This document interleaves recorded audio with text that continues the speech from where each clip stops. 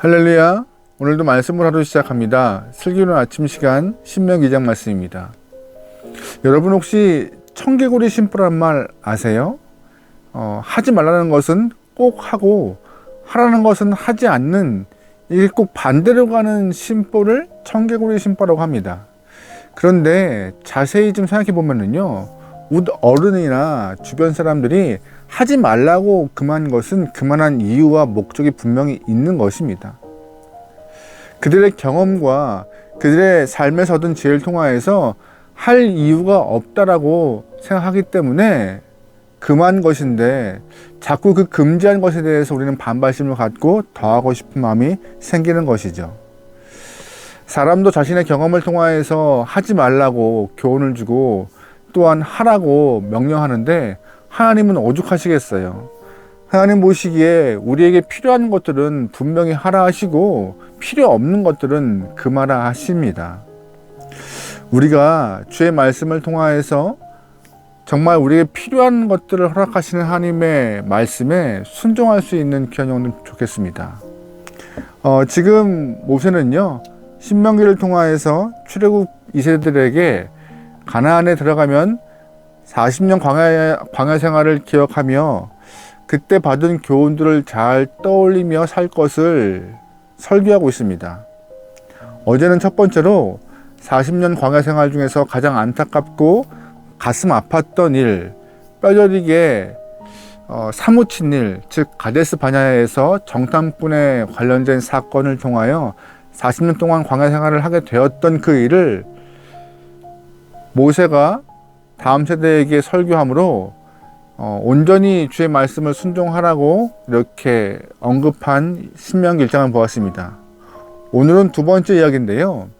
모세는 오늘 하나님이 명령하시는 것을 통하여서 하나님이 명령하시는 것들을 올바르게 준행하라라고 말하고 있습니다. 이스라엘 사람들은 먼저 첫 번째로 하나님께 이러한 명령을 받습니다. 40년 광야 생활 중에서 세일산을 지날 때 싸우지 말라라고 명령을 받아요. 4절 5절 말씀입니다. 너는 또 백성에게 명령하여 이르기를, 너희는 세일에 거주하는 너희 동족 에서의 자손이 사는 지역으로 지날진대 그들이 너희를 두려워하니리. 너희는 스스로 깊이 삼가고 그들과 다투지 말라. 그들의 땅은 한 발자국도 너희에게 주지 아니하리니 이는 내가 세일산을 에서에게 기업으로 주었습니다. 아멘. 하나님은 광야 생활을 하고 있는 이스라엘 사람들에게 에서의 자손들이 살고 있는 세일산 지역을 지날 때에는 그들과 싸우지 말라라고, 그 땅을 차지할 생각을 하지 말라라고 명령하십니다. 6절 말씀에 이런 표현도 있어요. 너희는 돈으로 그들에게서 양식을 사서 먹고 돈으로 그들에게서 물을 사서 마시라. 아멘. 심지어 그들에게 양식과 물을 사 먹으라고, 다시 말해서 조금의 폐도 끼치지 말고 그들과 가까이 하지 말면서 독립적으로 그들을 놔두라고 명령하십니다. 에서는 아브라함의 자손입니다. 이삭의 아들이고 야곱의 쌍둥이 형이죠. 하나님께서는 이 세일 지역을 이 에서에게 지분으로 주었기 때문에 얌전히 지나가라고 이스라엘 사람들이 명령하셨습니다. 9절 말씀에 이런 표현도 있어요. 여호와께서 내게 이르시되 모압을 괴롭히지 말라. 그와 싸우지 말라. 그 땅을 내가 내게 기업으로 주지 아니하리니 이는 내가 롯 자손에게 아르의 기업으로 주었습니다. 아멘. 또 하나님은 9절 말씀에 모압을 괴롭히지 말라라고 말씀하세요. 여러분, 모압이 누군지 기억하시죠? 모압은 아브라함 조카 롯이 소돔과 고모라 성이 멸망한 이후에 소알 성으로 피난했는데, 그 소알 속에서 롯은 자신의 큰딸과 적절하지 못한 관계를 통하여 난 아들이 바로 모압입니다. 근데 하나님은 그 모압과 싸우지 말라고 하고 계세요. 왜냐하면 모압도 좀 확장해서 크게 본다면은 아브라함의 자손이기 때문에 그들을 불쌍히 여겨서 하나님이 그들에게 땅으로 기업을 주었던 그 장소인지라 그것을 빼앗지 말라라고 명령하시는 것입니다. 그런데 우리는 이미 민수기를 통하여서 모압이 어떠한 일을 했는지 잘 알고 있어요. 여러분 기억하세요? 모압 왕 발락이 점성술과 발람에게 이스라엘을 저주하라고 명령합니다. 하지만 점성술과 발람은 이스라엘을 저주하지 못하고 오히려 이스라엘을 축복하고 하나님께 영광을 돌리는 모습으로 그의 모습이 좀 변해버려요. 하지만 발람은 그 이후에 좀 꾀를 내어서 모압 여인들을 데리고 이스라엘 사람들과 관계를 맺게 하는, 그래서 음행의 죄와 우상 숭배죄를 맺게 하는 아주 못된 꾀를 냅니다. 그로 인하여서 오히려 이스라엘 사람들이 24,000명이나 연병에 걸려서 징벌을 받고 모압 사람들도 멸절당하는 그런 큰일을 경험하게 돼요. 하나님 분명히 모압 사람들을 건들지 말라, 싸우지 말라 하는데 오히려 그들이 도발하여서 크게 혼이 나는 부분이 나와요. 하나님을 믿지 않는 모르는 자손들에게 보였던 굉장히 비극적인 사건인데요. 그 담당자가 모압이라는 것이죠. 오히려 모압을 건들지 말라 하는데 모압 스스로가 무덤을 판 것이라고 보면 됩니다. 그런데 19절에 이런 표현도 있어요. 암몬 족속에게 가까이 이르거든 그들을 괴롭히지 말고 그들과 다투지 말라. 암몬 족속의 땅은 내가 내게 기업으로 주지 아니하리니 이는 내가 그것을 롯 자손에게 기업으로 주었습니다. 아멘. 하나님은 19절에서 또 암몬 족속을 괴롭히지 말라라고 분명히 말씀하십니다. 암몬은 롯이 둘째 딸과 적절하지 못한 관계에서 난 아들입니다. 그래서 롯의 자손에게 내가 기업으로 주었다라고 하시는 것이에요.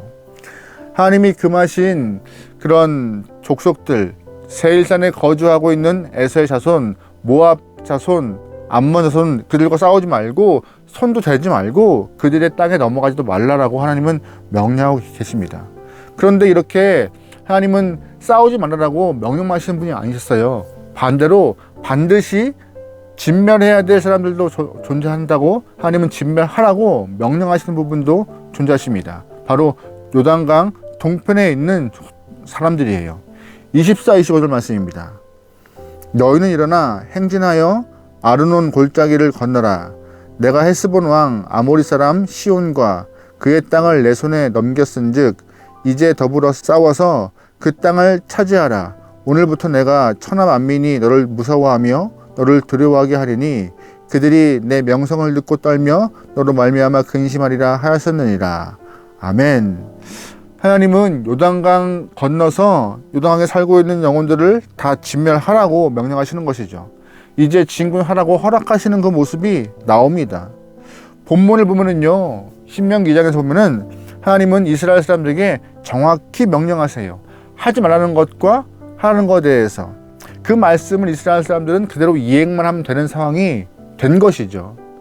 우리가 신앙생활을 하면서 모압과 암몬이 어떠한 족속인지 좀 유심히 들어보신 분들도 계실 거예요. 이스라엘 사람들과 별로 친한 친분의 관계가 아니었어요. 항상 괴롭힘 당하는 그런 엎치락 뒤치락 하는 그런 관계였는데요. 그럼에도 하나님은 모압과 암몬을 공격하지 말라라고 정확히 명령하십니다. 이유가 있겠죠. 하나님이 명령하시면 순종하면 되는 것입니다. 또한 하나님은 반대로 아모리 사람에게 전쟁을 선포하세요. 왜 아모리 사람에게는 전쟁을 선포하셨을까요? 그것도 그만한 이유가 있을 것입니다. 그러면 이스라엘 사람들은 그 이유를 막론하고 명령에 맞게 순종하면 되는 것입니다. 분명한 것은 하나님께서 이스라엘 사람들에게 너희가 알아서 판단해 라고 하신 것이 아니라 듣고 행하라 하신 것입니다. 2장 2절 말씀에 이런 표현이 있어요. 여호와께서 내게 말씀하여 이르시되 아멘. 하나님은 말씀을 하신 거예요. 미리 모세에게 말씀을 주셨고 말씀을 들었은즉 그대로 행하면 된다라고 명확하게 짧고 굵게 주제를 주시고 있는 것입니다. 분명히 이스라엘 사람들, 즉 출애굽 2세대들은 요단강을 지나 가나안에 들어가면 굉장히 큰 문화 충격을 받게 될 것입니다. 40년 동안 하나님의 음성과 모세의 소리만 듣고 살았던 이스라엘 사람들이 가나안에 들어가는 순간 그 땅의 수많은 문화를 바라보면서 놀라운 것들이 눈과 귀로 들어오기 시작할 것입니다. 하나님의 음성만 들었던, 모세의 명령만 들었던 이스라엘 사람들에게 아주 큰 혼란과 혼돈의 시간이 다가오게 될 거예요. 하나님은 그때 세상 소리에, 세상에 보이는 것들에 움직이지 말고 너희가 주의 음성을 들었던 것과 같이, 모세의 명령을 들었던 것과 같이 그 하나님 말씀에만 집중하고 순종하고 거기에 반응하라고 그들에게 말씀하시는 것입니다. 그렇다면 이 모습은요, 현재 우리에게도 성도에게도 똑같은 말씀하고 계신 것이에요. 하나님은 우리에게 귀를 기울여서 듣게 허락하시고 눈을 통하여서 말씀을 보게 하십니다. 그래서 주의 뜻을 알게 허락하시고 그 뜻에 맞게 우리에게 순종을 원하고 계신 것입니다.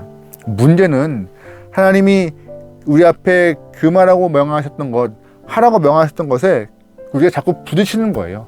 그 이유가 뭐예요? 하나님은 명령하셨지만 내가 보기에 좋은 것들, 내가 보기에 욕심하는 것들, 즉 내가 중심된 마음이 강하기 때문에 하나님의 뜻을 보고 들어도 자꾸 분쟁과 부딪힘이 생겨서 따라가고 싶지 않은, 순종하고 싶지 않은 마음이 발생하는 것입니다. 반대로 있겠죠. 하나님이 원하시는 것들이 분명히 있고 하지 말라는 것들이 분명히 있지만 그것을 우리가 분별하려고 애쓰지 않아요. 그냥 넘어가려고 하는 경향이 참 많아요. 내가 원하는 것, 내가 바라는 것, 내가 소원하는 것, 내가 손하는 것들에 집중되어서 하나님의 열망과 하나님의 마음과 뜻에는 별로 관심이 없는 것이 우리 신앙인들의 모습이 아닌가. 그래서 순종하지 못하고, 아니 그 전에 이미 그래서 하나님의 마음을 알지 못하고 그 뜻대로 순종하지 못하는 것이 우리의 삶이 아닌가. 그러기 하나님은 우리에게 자꾸 보라 하세요. 말씀을 보라 허락하시고 자꾸 말씀을 들으라 하세요. 그리고 말씀을 자꾸 곱씹으라 하세요. 그래서 주의 뜻을 분별하여 뜻에 맞게 사는 것이 이 땅에서 살아가는 성도의 모습이라고요. 이스라엘 사람들이 광야에 들어가서 하나님이 하라는 것과 하지 말라는 것, 그것을 지켜내어 믿음을 완성해 나가는 것과 같이 이 땅에 있는 우리가, 가나안 같은 땅에 살고 있는 우리가 하나님의 말씀을 통하여서 말씀대로 듣고 행하고 말씀대로 우리가 살아갈 수 있는 힘을 통하여서 올바른 성도의 모습을 갖는 것, 이것이 정말 원하시는 하나님의 뜻입니다. 여러분의 중심은 어디에 있습니까? 이 땅에 살지만 우리의 중심은 하나님 마음에, 하나님 뜻에 있어서 순종하는 모습으로 승리할 수 있기를 소망합니다. 오늘 하루도 말씀으로 승리합시다. 기도하겠습니다. 하나님, 많은 것들이 들리고 많은 것들이 보이고 많은 것들이 내 마음을 흔들지만 주님의 말씀이 내 안에 중심이 되어서 주의 뜻을 알아 주님의 마음에 맞는 신앙인의 삶을 살게 하소서. 내 중심이 아니라 하나님 중심의 삶을 통하여서 주님께 영놀리기 원합니다. 성령 하나님이시여 주장하시고 이끌어 주시옵소서. 오늘 하루를 맡깁니다. 예수님의 이름으로 기도합니다. 아멘.